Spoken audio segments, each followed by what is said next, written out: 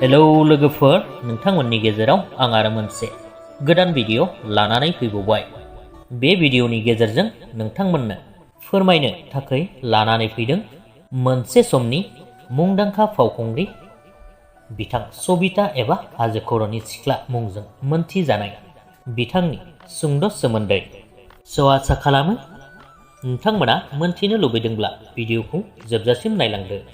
लोगोफोर, फावखुंग्रि सबिता बिथांनि गुबै मुङानो जादों सबिता गयारी आरो बिथांनि जोनोम जायगायानो जादों बिजनी खान्थालगुरि होननाय गामियाव।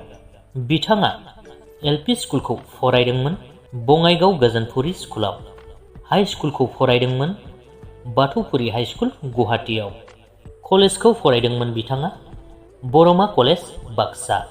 लोगोफोर, बिथाङा सावथुन मुलुगाव माब्ला आगान होनाय होनोब्ला बिथाङा क्लास 10आव फरायफुबाय थानाय समावनो जिउनि देंखो मुंनि एलबामाव फाव खालामजेनदोंमोन।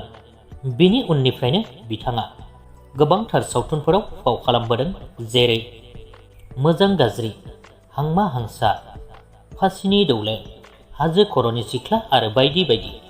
लोगोफोर, नोंथांमोन गोबांथारानो मोनथिगौ आरो खायसेया मोनथिया जानो हागौ बिथांनि बिफायाबो सासे फावगिरि आरो गोदोनि गेन्द्रा फिल्म प्रडाक्शननि बिगोमा।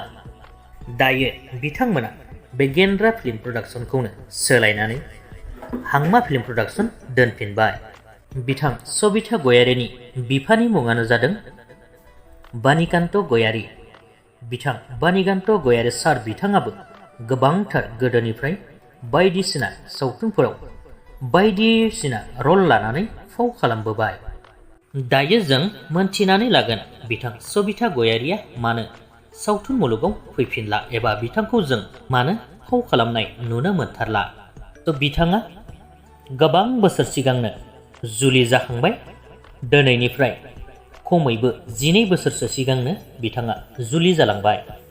बिथाङा बबेयाव जुलि जाखो आरो सोरजों, बेनि जेबो थंखौ मोननाय जायाखै, मानोना बिथांमोना ससियेल मिडियायाव जेबो एक्टिभ थानाय नुनो मोनाखै। बेनिखायनो बिथाङा बबेयाव हाबा जाहैखो बेनि थंखौ मोनथिथ'नाय जायाखै। नोंथांमोना जुदि सोरबाफोर मोनथियोब्ला कमेन्टआव खिन्थाहरनो हागोन। बेनोमोन लोगोफोर, फावखुंग्रि सबिता गयारी बिथांनि ससे सोमोन्दैनि भिडिअ'आबो बेखिनियानोमोन।